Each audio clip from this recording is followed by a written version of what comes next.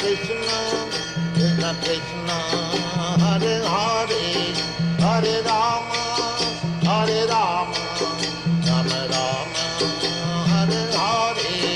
Hare Krishna, Krishna Krishna, Hare Hare, Hare Rama, Rama Rama, Hare Hare. Hare Krishna, Krishna Krishna, Hare Hare, Hare Rama, Rama Rama, Hare Hare. Hare Krishna, Krishna Krishna, Hare Hare, Hare Rama, Rama Rama, Hare Hare. Hare Krishna,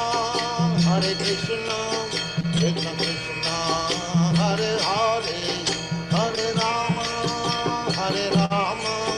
Rama Rama, Hare Hare. Hare Krishna, Krishna Krishna, Hare Hare, Hare Rama,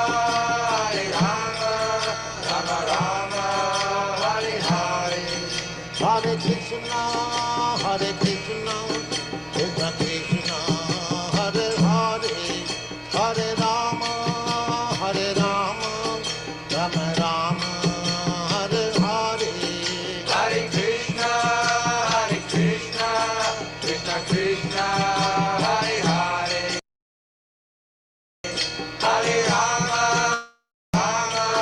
Rama Rama, Hare Hare. Hare Krishna, Krishna Krishna, Hare Hare, Hare Rama, Rama Rama, Hare Hare. Hare Krishna, Krishna Krishna, Hare Hare, Hare Rama, Rama Rama, Hare Hare. Hare Krishna, Krishna Krishna, Hare Hare, Hare Rama, Rama Rama, Hare Hare. Hare Krishna, Krishna Krishna, Hare Hare, Hare Rama, Rama Rama, Hare Hare. Hare Krishna, Krishna Krishna, Hare Hare, Hare Rama, Rama Rama, Hare Hare. Hare Krishna, Krishna Krishna, Hare Hare, Hare Rama, Rama Rama, Hare Hare. Hare Krishna, Krishna Krishna, Hare Hare, Hare Rama, Rama Rama, Hare Hare. Hare Krishna, Krishna Krishna, Hare Hare, Hare Rama, Rama Rama, Hare Hare. Hare Krishna, Krishna Krishna, Hare Hare, Hare Rama, Rama Rama, Hare Hare. Hare Krishna, Krishna Krishna, Hare Hare, Hare Rama, Rama Rama, Hare Hare. Hare Krishna, Krishna Krishna, Hare Hare, Hare Rama, Rama Rama, Hare Hare. Hare Krishna, Krishna Krishna, Hare Hare, Hare Rama, Rama Rama, Hare Hare. Hare Krishna, Krishna Krishna, Hare Hare, Hare Rama, Rama Rama, Hare Hare. Hare Krishna, Krishna Krishna, Hare Hare, Hare Rama, Rama Rama, Hare Hare. Krishna, Krishna Krishna, Hare Hare, Hare Rama, Hare Rama, Rama Rama, Hare Hare. Hare Krishna, Krishna Krishna, Hare Hare, Hare Rama, Rama Rama, Hare Hare. Hare Krishna, Krishna Krishna, Hare Hare, Hare Rama, Rama Rama, Hare Hare. Hare Krishna, Krishna Krishna, Hare Hare, Hare Rama, Rama Rama, Hare Hare.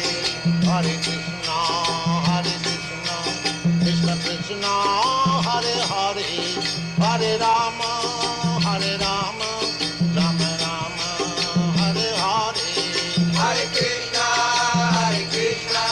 Krishna Krishna, Hare Hare, Hare Rama, Rama Rama, Hare Hare. Hare Krishna, Krishna Krishna, Hare Hare, Hare Rama, Rama Rama, Hare Hare. Hare Krishna, Krishna Krishna, Hare Hare, Hare Rama, Rama Rama, Hare Hare.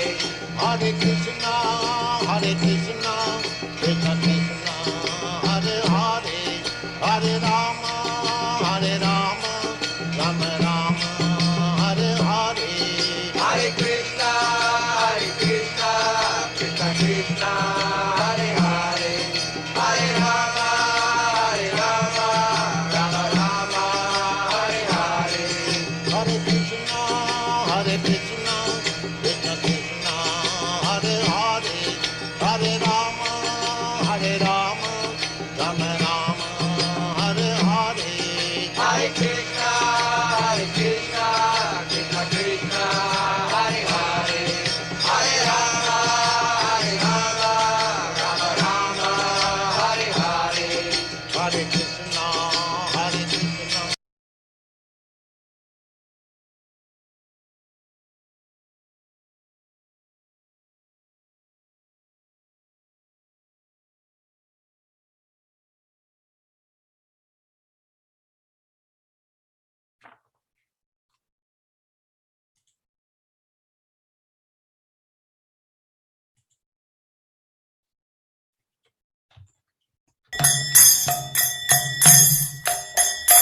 Jaya Radha Madhava Punya Bihari.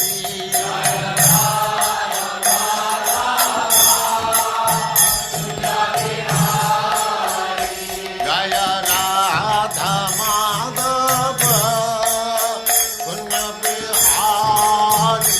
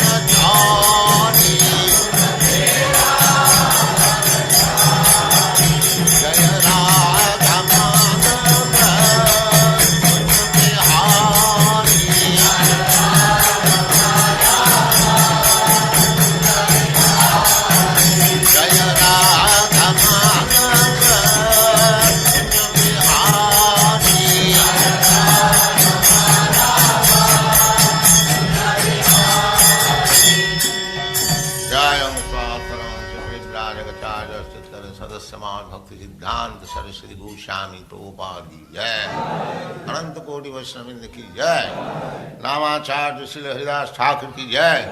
प्रेम से कहो श्री कृष्ण चैतन्य प्रभु नित्यानंद से अद्वैत गदाधर शिवास आदि गौर भक्तवृंद की जय। श्री श्री राधा कृष्ण गो गोपीनाथ श्याम कुंड राधा कुंड गिरिवर्धन की जय, वृंदावन धाम की जय, नवद्वीप धाम की जय, स्वामी तो भक्तवृंद की जय, गंगा माई की जय, जमुना माई की जय, तुलसी देवी की जय, भक्ति देवी की जय, स्वामी तो भक्तवृंद की जय। All glories to the assembled Lord. All glories to the assembled Lord. Thank you very much.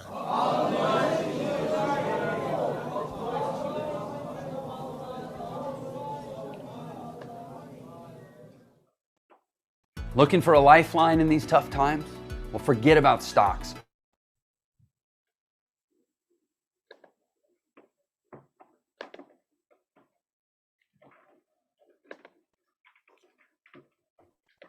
Hare Krishna, Prabhuji. Hare Krishna. Thank you so much for coming. Of course. And good to see you. How are you doing, Prabhu? I am doing pretty well. I have Krishna has blessed me with more service than I can handle, so that's a good thing. Otherwise, Maya is just around the corner. Yes, yes. Okay. We're Okay. ready. Hare Krishna. So I am going to put the verse on the screen. Okay. And then, let's see.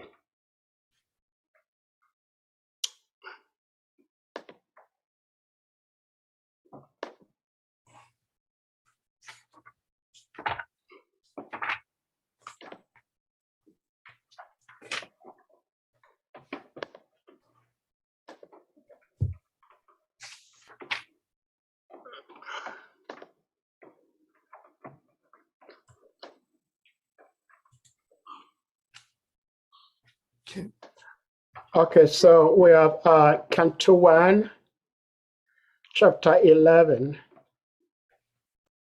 text number 6. Verse 6, yeah.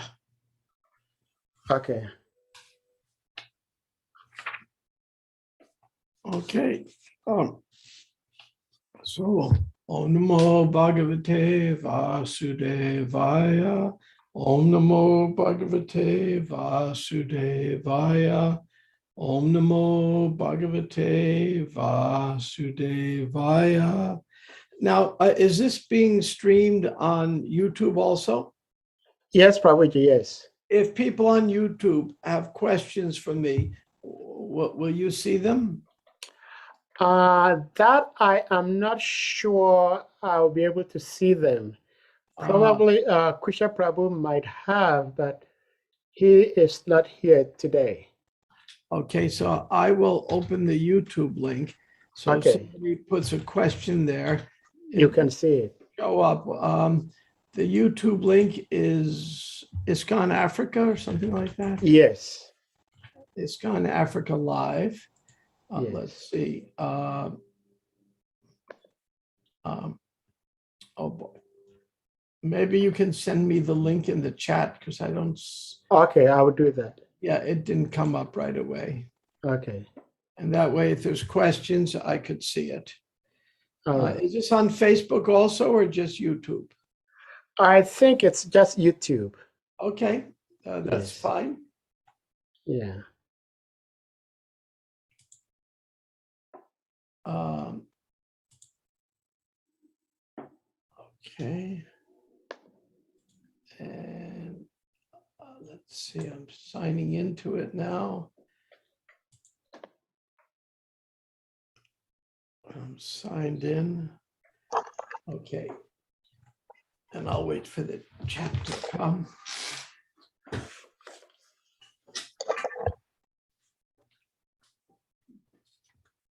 Okay, so we have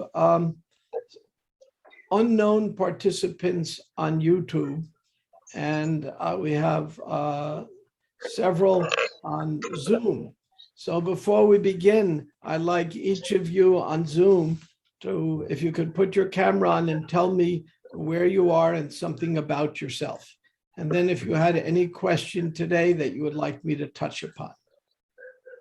So at least those on Zoom can do that. Okay, so devotees, you can turn on your cameras and introduce yourself to Prabhuji.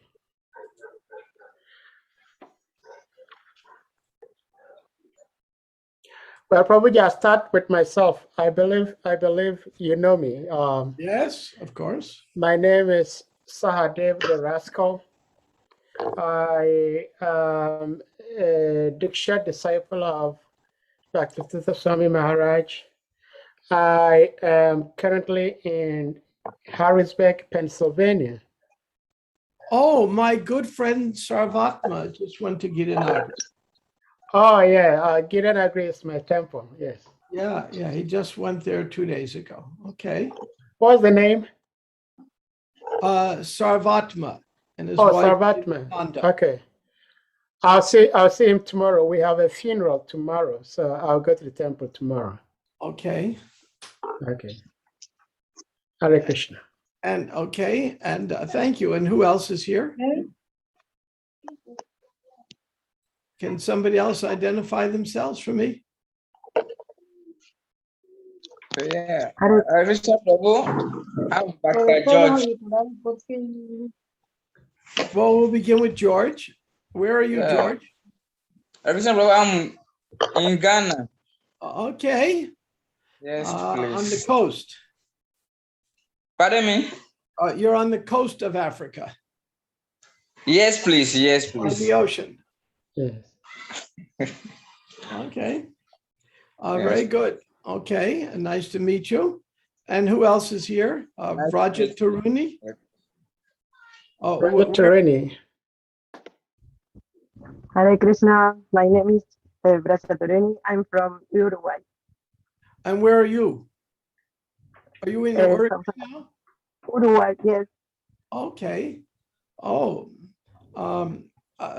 my good friend Mahaprabhu is from Uruguay. Oh, Okay. and where is he now? Oh, say again? Now where he's living? Is he here or? Okay, a little hard to hear you. Don't know why. Yeah, I think the line is breaking up. Yeah. You may not be close enough to the microphone. Is he living here or in another place? Okay, still a little weak connection, so we'll just move on. Christina, Yeah. and where are you? Perdón, pero yo no hablo inglés, hablo español. Ah, Oh, she's Spanish. Entiendo un poco inglés, pero no hablo. From Uruguay. poco español. Sí, Yeah, okay. poco español, poco inglés. Okay. That's fine. Okay, and we have finally Stephen Halo. Where are you? Stephen, you can unmute. Hare Krishna, Yes, where are you? in Ghana. Okay, so we have two in Ghana. Very good. Okay, and send me that link for, if you could, for The YouTube. YouTube. All right. Okay, so we'll begin. natasma te nata sadangri pankajam virincha vayanchaya surendra vanditam parayanam senam ichiatam param nayatra kula pavavet para prabhu. The citizen said, "O Lord, you are worshipped by all the demigods like Brahma, the four sanas, and even the king of heaven. You are the ultimate rest for those who are really aspiring to achieve the highest benefit of life. You are the supreme transcendental Lord, and inevitable time cannot exert its influence upon you." The Supreme Lord is Sri Krishna, as confirmed in the Gita, Brahma Samhita, and other Vedic literatures. No one is equal to or greater than him, and that is a verdict of all scriptures. The influence of time and space is exerted upon the dependent living entities who are parts and parcels of Supreme Lord. The living entities are predominated Brahman, whereas the Supreme Lord is a predominating absolute or Brahman. As soon as we forget this clear fact, we are once in illusion, and thus we're put into threefold miseries, as one is put into dense darkness. The clear consciousness of the cognizant living being is God consciousness, in which one bows to him in all circumstances. So,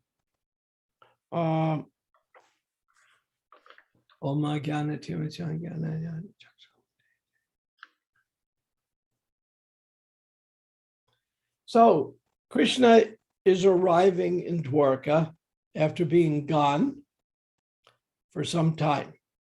But when he arrives, this chapter describes how he is received. And one time, Prabhupada went to see devotees in Tokyo, early days of the movement. And it was his birthday, and nobody knew how to celebrate it properly, though they had seen Prabhupada do Vyasa Puja for his own guru, Bhaktisiddhanta Saraswati. And so when they went to do Vyasa Puja for him, they had no flowers, but you have a pushpa ceremony. And they had taken Prabhupada's picture off the Vyasa-san and put it in the hallway upside down. So Prabhupada's picture is upside down in the hallway. There's no flowers. And then they had a junior person, which then was Burijan. He was junior, he was new, was asked to offer artik while there were senior devotees. So Prabhupada stopped the ceremony after a while and said, "This is not right. This is all wrong."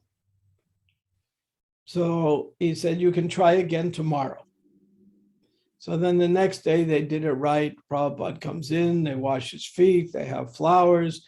The picture's not upside down. The most senior devotee, not the most junior, offers the artik, and they did it right.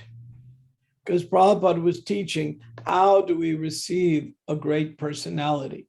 So Krishna is being received, and this part of the Bhagavatam is teaching us etiquette. Now, every one of us has something in our heart that's not desirable. And Krishna discusses this in the Gita. He says in the Gita, "I'm explaining these secrets to you, Arjuna, because you are not envious." So we all have a little envy. Why can I not be the one being worshipped? Why am somebody not washing my feet? Why am I not given the best garland? Why this, why that? This is a little bit of envy. So by the way to get rid of envy, there's only one way to get rid of it that I know of. So the only way to get rid of envy is if I'm envious of Bhakta George, let's say he's bigger, stronger than me, more handsome than me, whatever reason I'm envious of Bhakta George. How can I get rid of that envy? Well, during the prasadam serve-out line, I could dump a pot of dal on his head, but that doesn't get rid of the envy. That just gives me some revenge. And it brings out all the bad things in the heart. So to bring out the good things in the heart, if I'm envious of someone, I serve them. The way to get rid of envy is to serve. So if I find I'm envious of a god brother or god sister or god uncle or god nephew or anybody for that matter, I serve them, and we'll find the envy will dissipate. Because envy is what will keep us from Krishna. When we're envious, one of the 10 commandments is don't covet what your neighbor has. In other words, don't be envious. Your neighbor has a very fancy car and you have an old car. Don't be envious, because as soon as we're envious, it brings out all the bad things in the heart. So, when a great sadhu comes, or in this case, supreme person, there is an etiquette of how to receive them. These streets were all lined with perfumed water. There were unbroken seeds and fruits and nuts and flowers, and everything was freshly cleaned, and conch shells were blowing. It was received with this kind of wonderful affection. And later on, it's described that even the prostitutes were there, these beautiful prostitutes receiving Krishna. Now, sometimes people question why in the time of the Mahabharata were there prostitutes. Interesting question. First thing is, not everyone was Krishna conscious. We know that because Krishna says in the Gita, the science was lost and I've come to bring it back. So we know that the science was lost. Second, sometimes men are dissatisfied at home and they'll go out to a prostitute. So it's not that that's encouraged, it's strongly discouraged. But it's like in certain states in America, there are liquor shops, and the government is very much against alcohol. But some people are going to drink anyway. So then they have government liquor shops, very little advertising, fixed price, a little higher price. The government makes profit off of the tax. And in this way, people are going to drink. It's a controlled atmosphere where they can the government can control it and it doesn't get out of hand. Now, there's hardly any states left that do that. But when I was young, several states they wouldn't sell liquor at a gas station. Now all the gas stations sell liquor. But one of the most dangerous things anyone can do is drink and drive. To me, it's monumentally stupid for gas stations to sell liquor, but they do. Well, when I was young, that wasn't allowed. So the government would do it.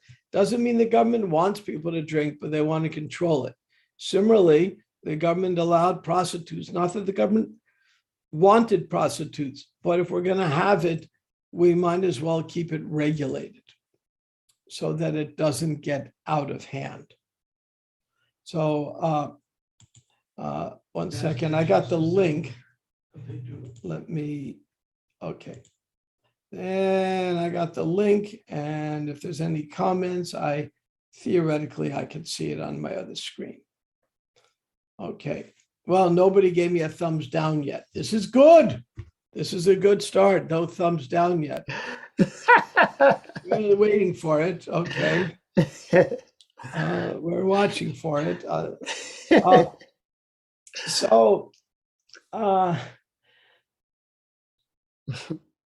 So the first point is how to receive a guest nicely, because it's so important in our culture.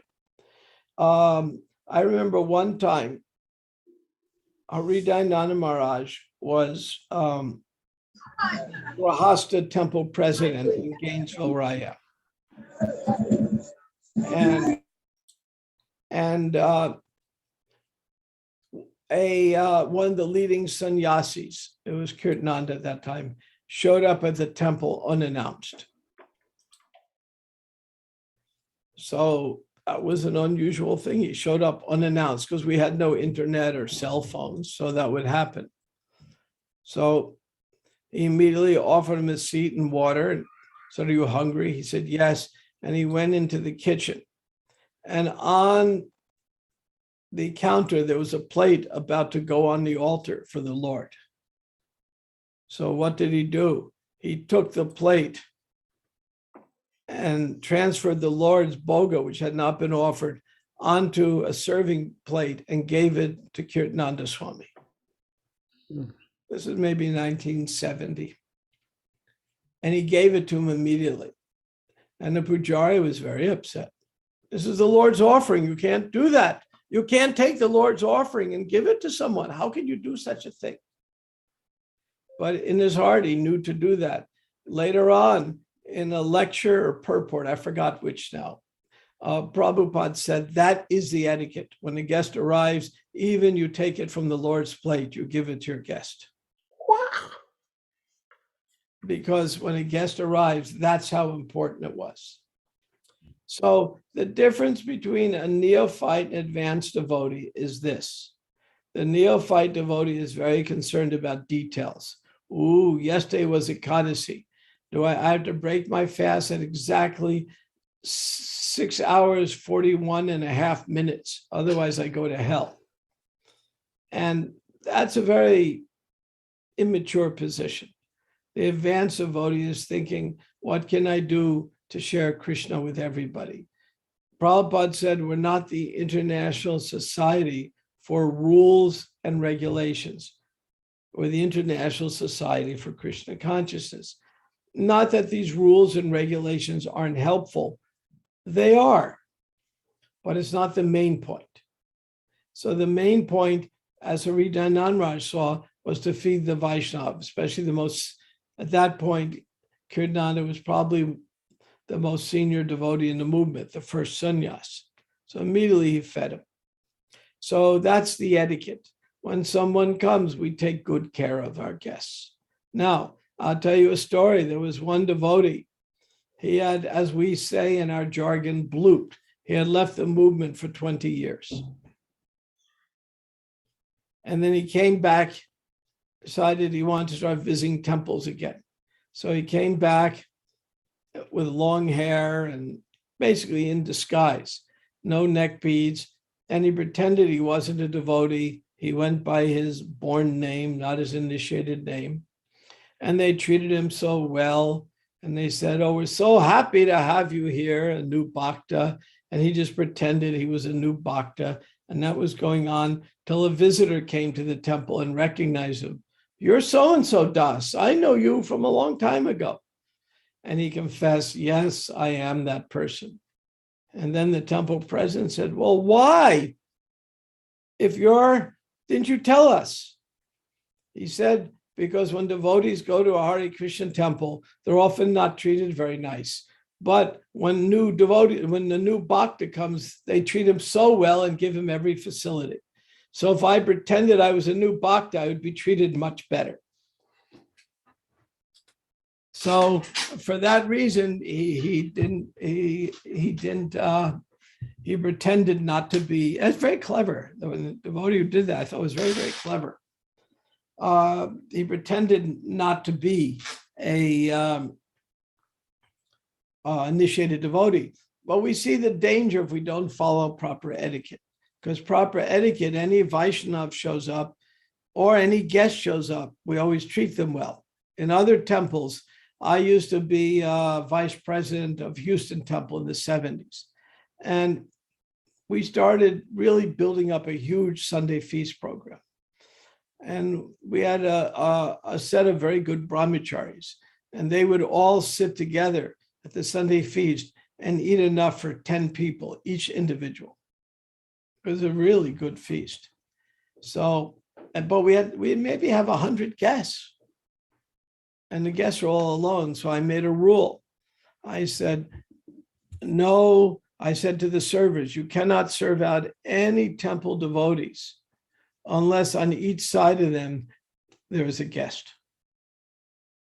So if the devotees are sitting, two of them together, neither one of them would get any prasadam. The server would skip them and move on to the next people.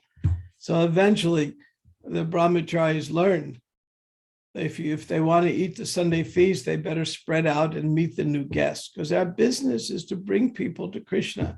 Our business isn't to stuff our mouths at a Sunday feast. But sometimes those happen. So in this, Lord Krishna's entrance into Dwarka, we're learning so much etiquette, how everyone, based on their social position, would receive the Lord in the proper way, till eventually the Lord got to his palace. Then when the Lord got to his palace, he had 16,108 wives.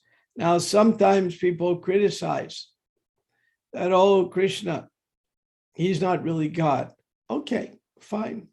But find me someone else who can have 16,108 wives. There was a book written once, an anti-cult book, talking about the different cults, some Christian cults, some ISKCON was in there, other groups they called cults. And some of them were just mainstream religion, frankly. So when they describe the devotees, they said one amazing thing in this book. They said, and their conception of God is that he can lie down on his bed and breathe. And when he breathes, millions and millions of universes come out. Isn't that absurd? And I was thinking, no, that sounds like God to me. I mean, I lie down and breathe, millions and millions of germs come out. Maybe they're COVID, I don't know. Millions of germs come out, but when Krishna lies down, millions of universes come out. That's how powerful Krishna is. So Krishna has that, that's Krishna. He can actually marry 16,108 wives. And so in this chapter, there's also very detailed discussion of how the different people receive Krishna. One verse is a lot to me, is very interesting. Expert dramatists, artists, dancers, singers, historians, genealogists, meaning ones who know the history of the forefathers of Krishna, learned speakers, all gave their contributions inspired by the superhuman pastimes of the Lord. And the Lord himself approached them and offered respect to each and every one of the citizens who came.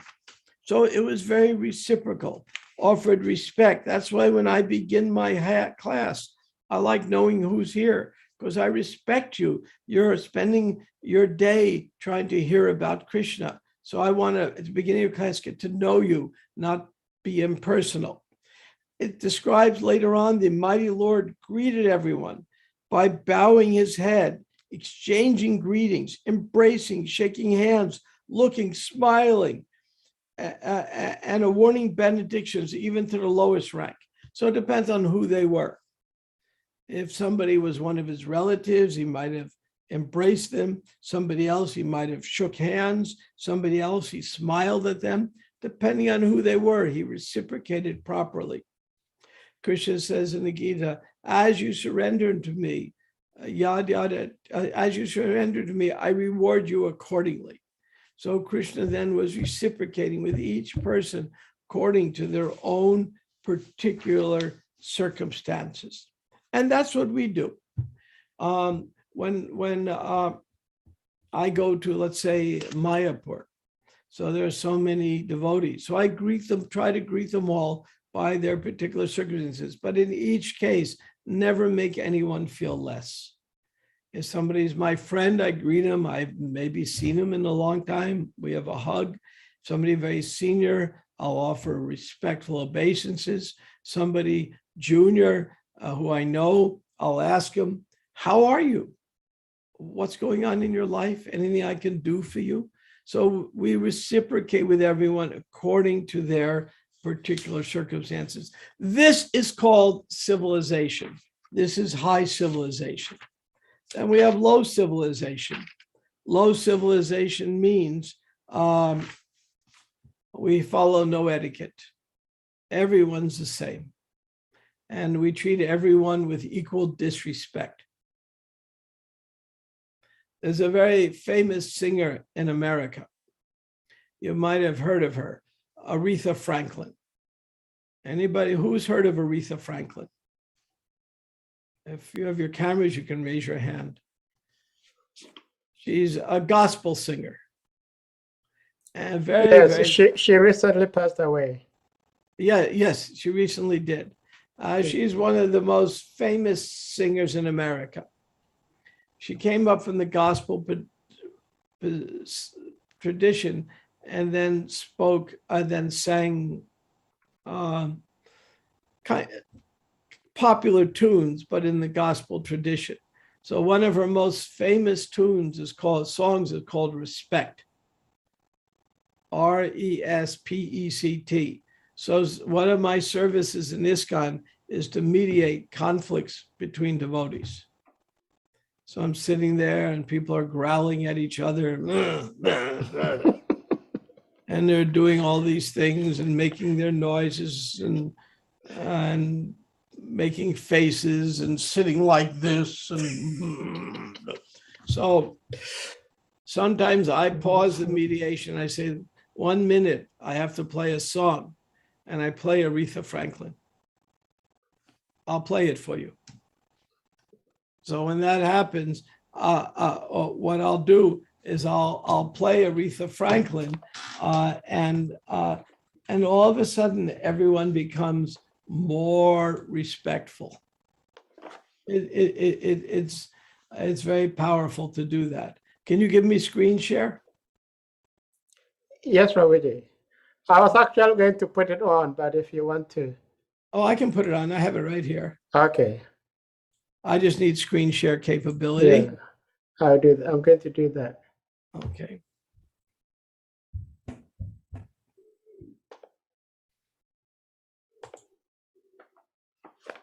All right, you can do that now. Okay. Okay.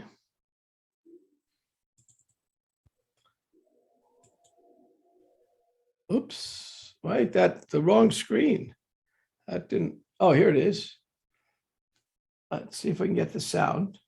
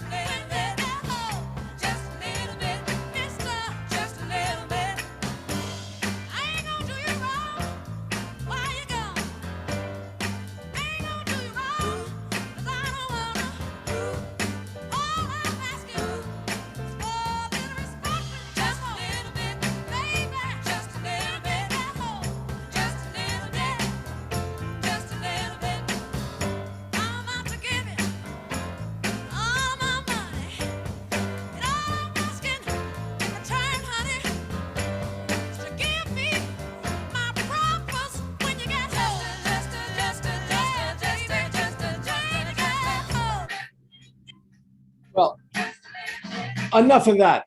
But the background is a little hard to hear. Is she goes to the chorus, R-E-S-P-E-C-T, respect. So when I'm sitting and doing conflict resolution and devotees are fighting, I just put on Aretha Franklin. And because in America, everyone knows that song. Anyway, at least anyone, almost everyone knows it. It's so popular. So people all of a sudden realize they start thinking, am I really showing respect or not? And sometimes a little popular song like that gets people to think for a moment. Am I really showing respect? And this is the secret of our dealings among devotees. We're with someone, I'm angry at someone. No matter how angry I am I showing them respect? And I'm angry at my husband, I'm angry at my wife, I've been horribly disrespected, I've been mistreated, I've been stepped on, I've been insulted. Every one of you, these things have happened to. It has to. We live in this material world. And when this happens, our own false ego comes to the surface. And when our false ego rises to the surface, then we get angry. And we know lust, anger, bewilderment, loss of memory, we really lose our sense of who we are. So the way to deal with this, according to the Bhagavatam, is the Aretha Franklin way. You show respect. So how do you show respect to someone who's mistreating you? It's not easy. It means you have to swallow your false pride, your humility, and you do the details. If somebody who you don't like comes to your house, even if your enemy comes to your house, you give them a sitting place. No one ever comes to my house without being offered a glass of water in the sitting place. I might feel like pouring that water right over their head, but I give them a glass to drink. So sometimes it's something inside me wants to just pour it right on their head because they were so nasty and they did a terrible thing. But according to this chapter and many other chapters, we show respect. And by showing respect, we tame our false ego. And ultimately, we win people over. Now, it doesn't mean we lie down and become a doormat. Let's say some spouse, a husband, hits the wife or something. Doesn't mean the wife says, oh, can I turn the other cheek? Now hit me here. In America, we have strict laws. If somebody tells me their husband hit him, I say, call the police. You know, it doesn't mean you become a doormat, but nevertheless, we still deal respectfully. We may have to call the police at times, but we deal respectfully. In America, there's been a lot of, I mean, all of you have read this, a lot of difficulties with the police, especially we had incidences like the famous George Floyd, who was killed by a policeman in Minneapolis. Well, I serve as an advisor to the police department in Gainesville. We have a very, very, very good police department. And so we discuss these issues a lot. And the key to making a successful police department here is our policemen and policewomen are trained over and over again. No matter who they're dealing with, they show respect. They may even be putting on handcuffs on somebody. They may be pinning him to the ground. They may be shooting their taser at him to give 5,000 volts of electricity to them. They may be doing all these things, but when they're done, they still show respect.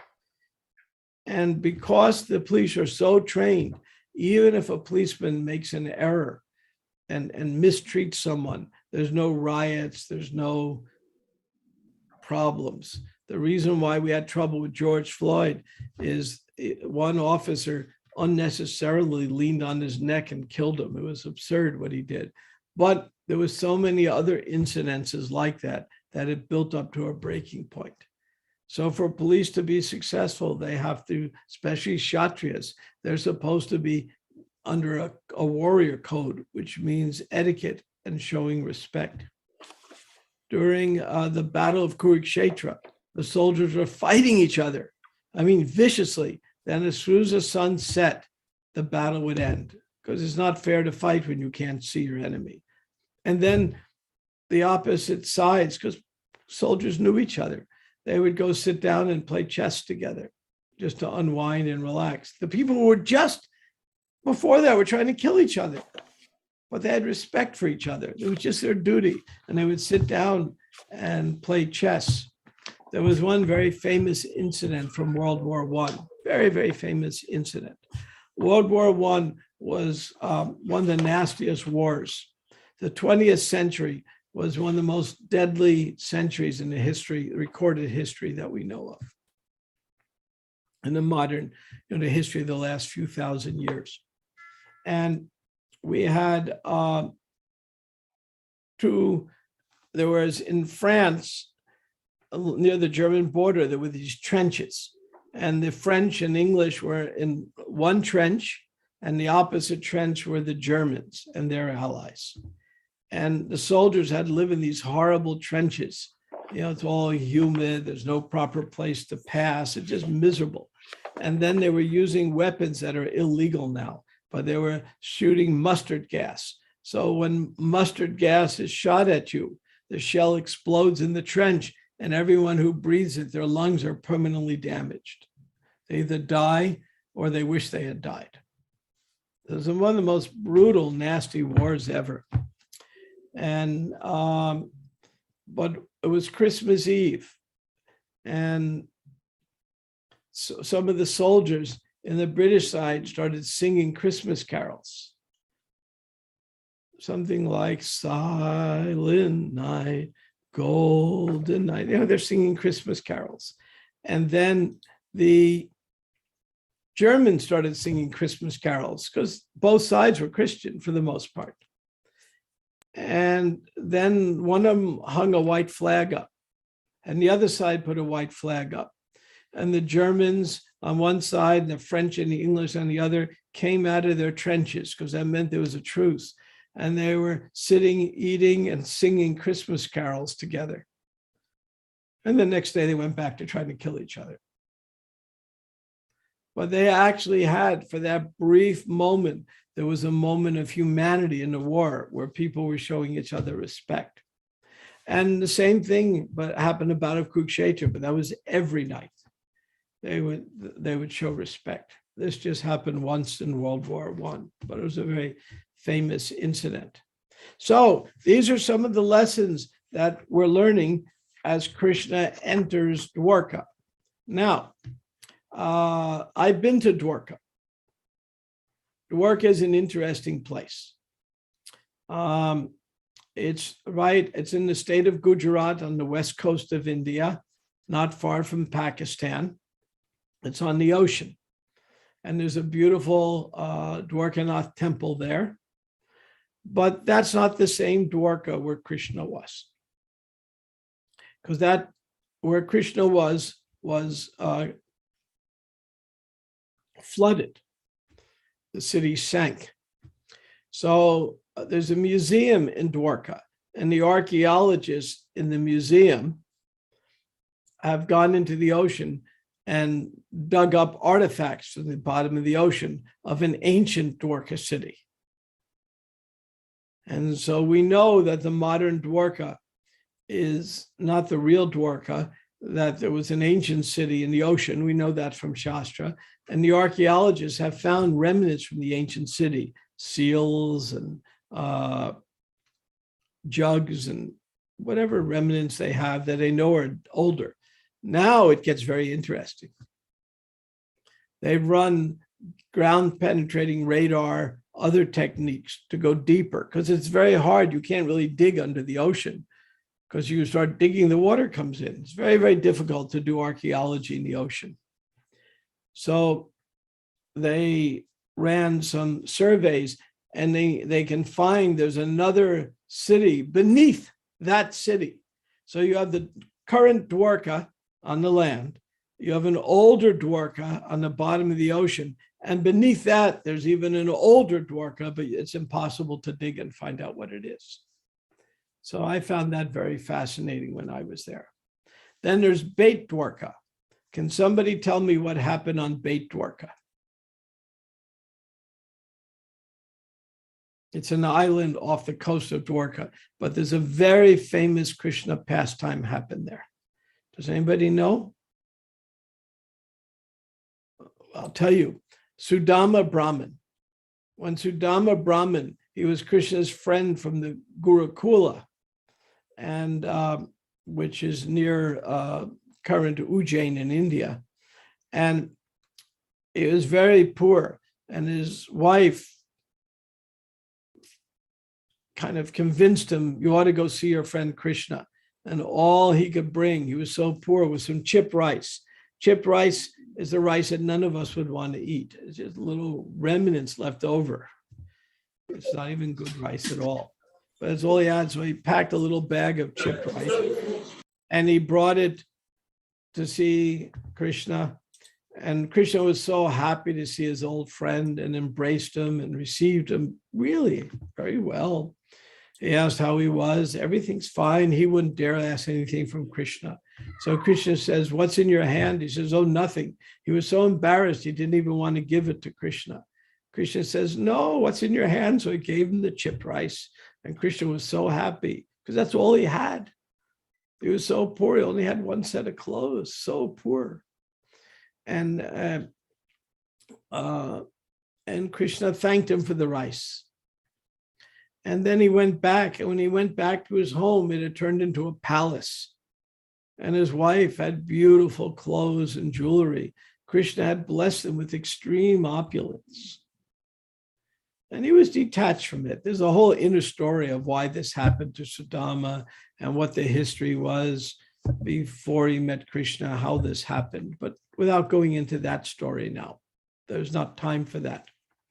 So, Beit Dwarka is where that incident apparently happened. So when you go from Dwarka, you have to take a boat to this island, Beit Dwarka. And to do that, you go on these boats that are so low to the water that you can't believe the boats don't sink.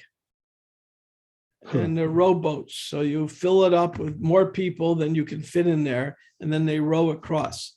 And when you're at the shore, there's all these merchants selling you bags of rice. And they're doing that. I watched them. This was amazing to me to watch. The people, there's no Westerners there. It's all Indian pilgrims. And when they're going to Beit Dwarka, they're calculating, well, Krishna gave a handful of chipped rice and he got a palace. So I'm going to bring a whole bag of rice to the deities in Beit Dwarka. And if Sudama got a palace, imagine what I'm going to get. And you can see them doing the calculation in their brain as they buy the rice from these merchants selling it to them. I was watching this. I was just simply, here we are in the land of Krishna. We could be approaching Krishna for devotional service, and they're trying to do a business deal with Krishna. It was an incredible sight to see. It made me want to go deeper into knowing Krishna and get away from this place. But it was a curiosity. So now it's 1:52, and I think we'll stop here and leave time for questions or comments or reflections. You can tell me something you learned today, or something you disagree with, or ask a question, or make a funny joke. Hare Krishna. Thank you so much, Prabhuji. Thank you so much for the class. So, dear devotees, whoever has a question can raise up their hands by using the emoji, and you will be asked to unmute. Prabhuji, I have a question about respect. Yeah. In my own little experience, as well as including myself, my observation is that, if not always, but most of the time, when people show respect to other people, they only showing respect because, one, either out of fear that if I do not respect this person, I might lose my job.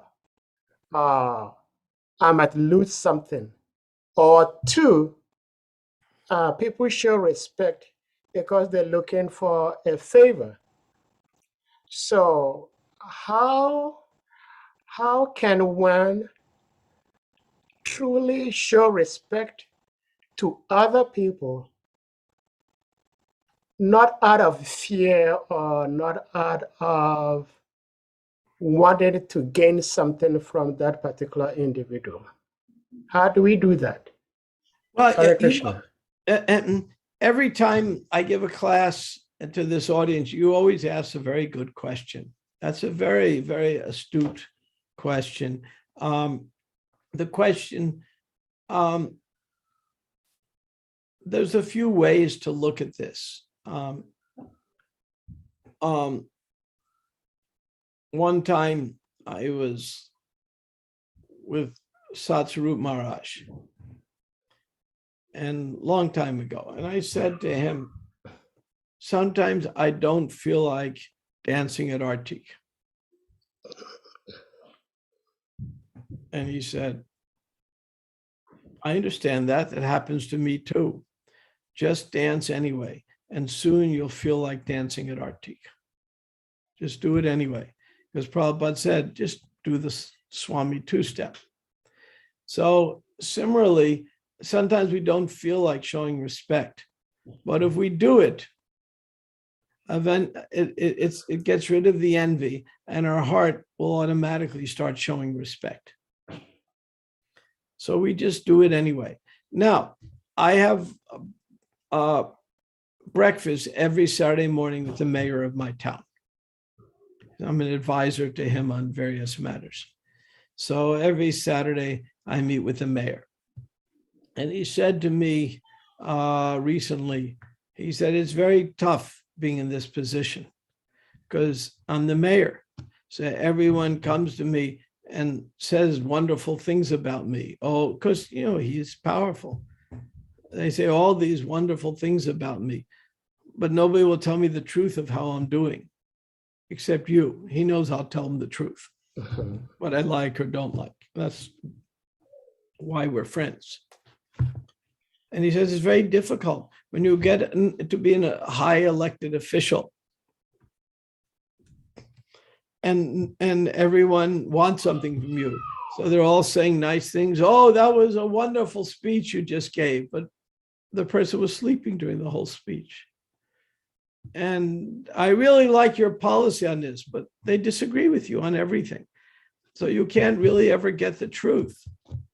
And Krishna describes later on the Gita that the mode of goodness is speaking the truth in a beneficial way. So you speak the truth, but you don't walk up to somebody and say, boy, are you ugly. You know, that's the truth. You think they're ugly. You don't walk up to people and say, boy, are you ugly, because that's not beneficial. That's not, so you don't say the truth that way. So similarly, being a politician, they have trouble hearing the truth.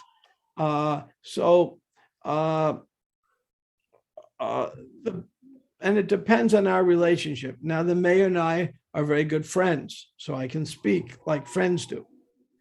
If I am with someone who's my senior, I don't speak as friends unless they give me permission to do so. And but every time we're showing respect, and this is all in this chapter in detail, according to the various social positions. But if your question is, what if you don't mean it? Do it anyway. If I don't want to dance at Artik, I don't mean it. I just do it anyway. And soon enough, I want to dance at Artik. So if I don't feel like showing respect, I do it anyway. Soon I'll feel like showing respect. Does that answer your question? Yes, Prabhuji, it does, but it also raises another question. Because even if you don't feel like doing it, just do it anyway. Because with time, we hope that that will become part of you. Now, that leads to this question. I once had an instructor. She was a nutritionist instructor. So being a nutritionist instructor, Like, she was teaching the students how to read your ingredients on everything you buy. And she was talking about how dangerous it is to drink just a can of soda. However, this instructor, every single day she came to the classroom, came with a can of soda. So my question is, well, you are teaching us that this soda is not good. We should not be drinking it. But you always come to the class with a can of soda. So a devotee, as devotees, we have regulative principles we follow. Now, if one is not following any of these 4 regulative principles, does that devotee have the strength, the audacity to tell others that these are the principles we follow? And simply because the devotee is not following the principles, does that mean that he should bury our principles to the world because he's not doing it? So in this way, where does the devotee stand? What should the devotee do? Well, Gandhi was once, he would have an audience every week where anyone could see him. And so this lady came to Gandhi with her son, said, my son eats too much sweets. Will you tell him to please stop eating so much sweets? And it's not good for his health. Gandhi said, okay, come back next week, I'll tell him. So she comes back next week, waits in line. You know, it's a whole procedure to do this. And then Gandhi says, his son, don't eat so many sweets, it's not good for you. And the lady said, why didn't you tell him that last week? I had to come all the way back and wait in line to see you. Gandhi said, because I was still eating sweets, I had to stop first. So there's a greater potency if we're following. But even if we're not following, or we're not following perfectly, and hardly any of us are perfect in anything, when's the last time any one of us on this call chanted our rounds and heard every mantra? I mean, it just doesn't, you know, it's just, the mind is like that. So, but I give classes telling people how to concentrate and hear their mantra. But I can't say I hear every mantra. I'm trying. So Prabhupada said over 150 times, I counted, that Krishna conscious is a gradual process. So what counts in Krishna conscious is not, are you successful or not? What counts is which direction are you going? And Prabhupada was much more concerned what direction we're going. Are we improving ourselves? That's what counts. So somebody who's not perfect, even the lady who's drinking the soda. Now, if she was a little more honest, she'd say, I'm drinking soda, but it's not so good. And so please don't you drink too much. I'm trying to stop. But if she's a hypocrite, total hypocrite, she'll have very little potency. But she's right. If you drink too much soda, it's just sugar water. It's not good for you. You get diabetes and other things. It's just not good for you to have too much. So, but who knows? Maybe she only has the 1 soda a day, and maybe she has digestive troubles. And so she brings a soda to class because the little fizzy water helps her in digestion. So she's advocating don't drink soda, but she's taking it as medicine. And that happened with Prabhupada. One time, Gaur Hari went out to the store to get some sodas, some 7-Up. And he was sneaking it back in the temple, because in those early days, we just only ate things from that were offered to the deities in the temple. But and Prabhupada saw him. He said, come here. And he kind of hid the bag behind his back, and Prabhupada said, what do you have in there? And so he took it out very sheepishly and embarrassed, showed Prabhupada the can, and Prabhupada read the ingredients: lemon, lime, citric acid. Ooh, very good. I'll have one. Because it was good for Prabhupada's digestion. He said, this is healthy for his digestion. But then when Prabhupada went to another temple, because people had heard Prabhupada had had a 7-Up. So he went to another temple and there were bottles of 7-Up all over the place. And he was very upset. What are you doing? This is nonsense. So just because Prabhupada had a 7-Up, yada yada, chati straightas, whatever the great men do that come him and follow, doesn't mean we should be drinking 7-Up all day. One time, Prabhupada was on an airplane flying to India, and he was in first class. So he was sitting next to Jayatirtha. And Jayatirtha told me this story. And so in first class, once you're seated, they serve you a drink. So they served Prabhupada a drink, and they served Jayatirtha a drink because he was sitting in first class next to Prabhupada. And Jayatirtha wouldn't drink it till Prabhupada did. So then Prabhupada drank it. It was very nice. And he nodded, Jayatirtha drank his, and then Jayatirtha goes to Prabhupada. Prabhupada, that's champagne, it's not 7-Up. Wow.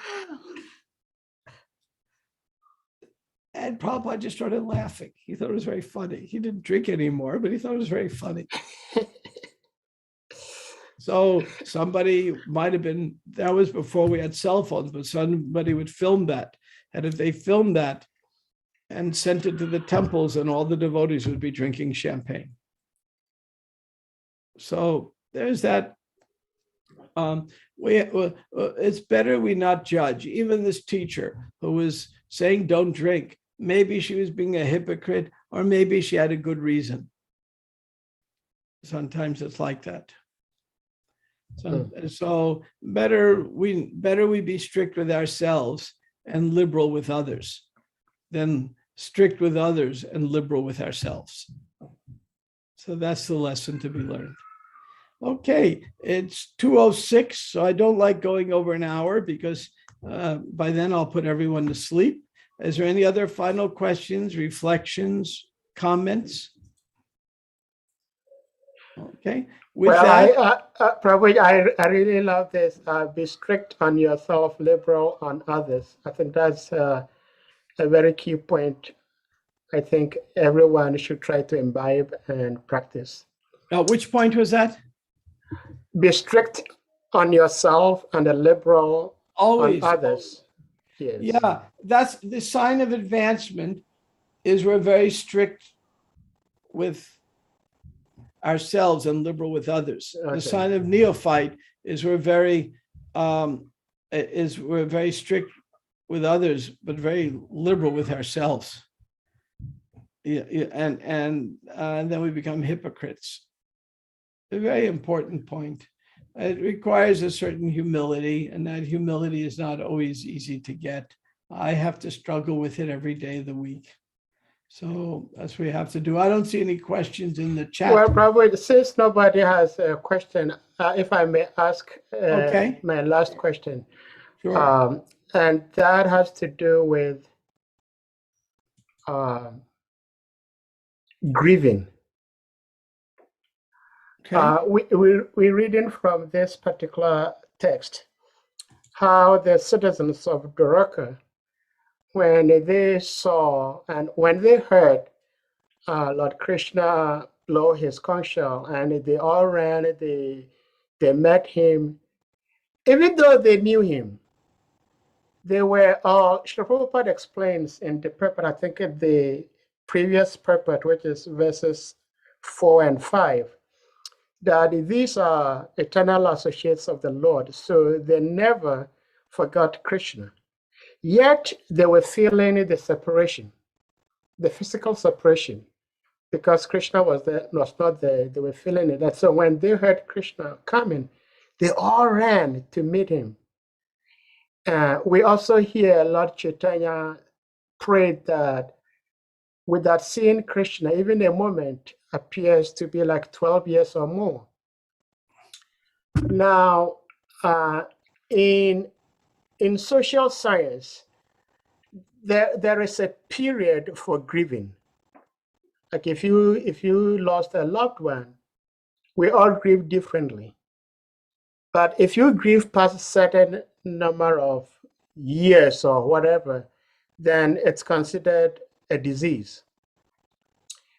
But in the case of Vaishnavas and Krishna, and say devotees and the spiritual master, it appears like the disappearance of the guru or Krishna is like an eternal grief. So should devotees try to get over the grief because it could be seen as a disease, or it is just something that stays with you? I'm asking this question because it's a struggle I have, because I do not have Bhaktivedanta Maharaj with me here physically, and I do not have any means of connecting to the other world. I'm a grossly mundane person, so I miss that physical contact that I used to have with him. And so it's always a problem for me. And I do not know if that is ever going to leave me at some point, that I wouldn't have to grieve. But since you are an experienced devotee, I'm asking this question. Is it a disease to be grieving over? Okay. If we get too depressed, that's not good.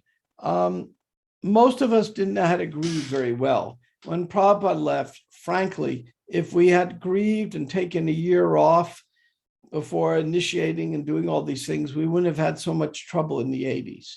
But we didn't know how to grieve. We were in our 20s. Hardly our parents were all alive. We didn't know death. You know, some grandparent had died, but we just didn't know death. When Tamal Krishna Maharaj died, then I learned to grieve because I was very close with him. And when he died, I cried every day for a year. And in every culture, there is a grieving period. Usually goes about a year. And I found in my own tradition, it was 11 months. And I found miraculously after 11 months, not that I was crying all day, but every day I would stop and pause and look at his picture, and I'd cry for a while. Just a private thing I did.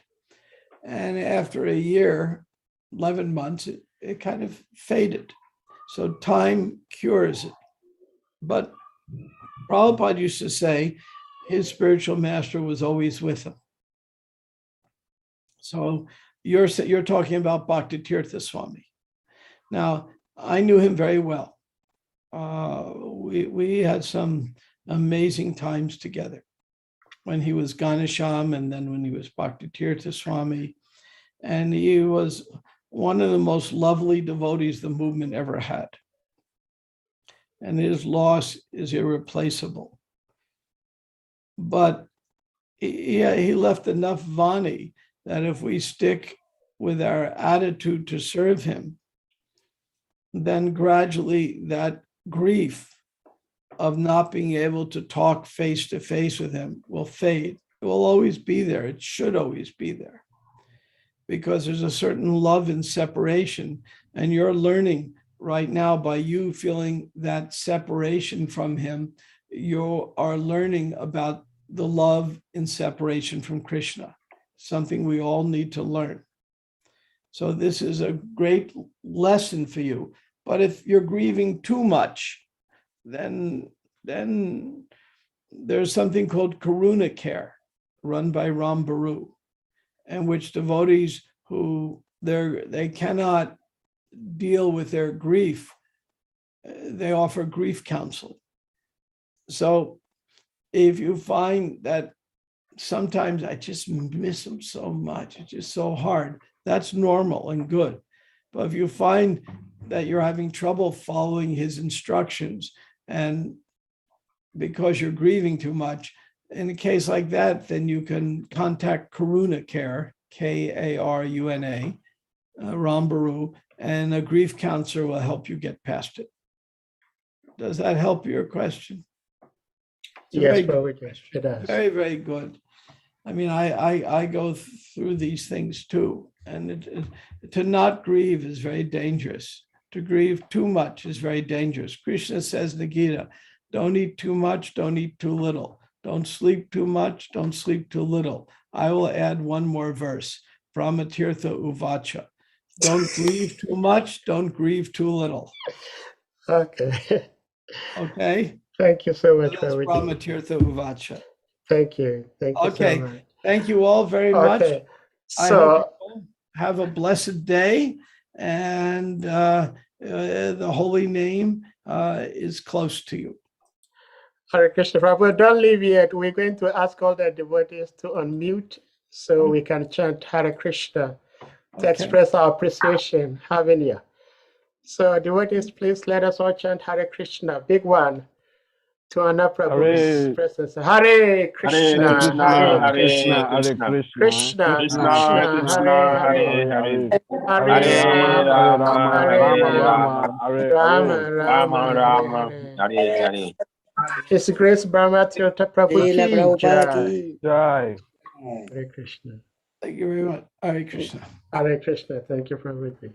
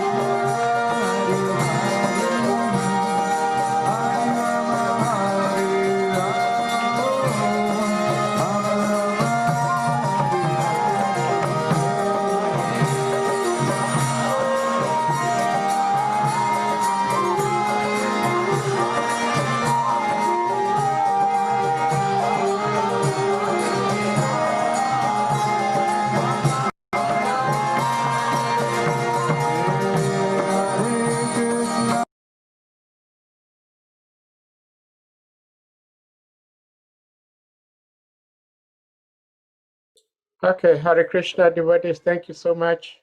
You all have a blessed weekend. And by Guru Krishna's grace, we'll meet again next week on Monday. Hare Krishna.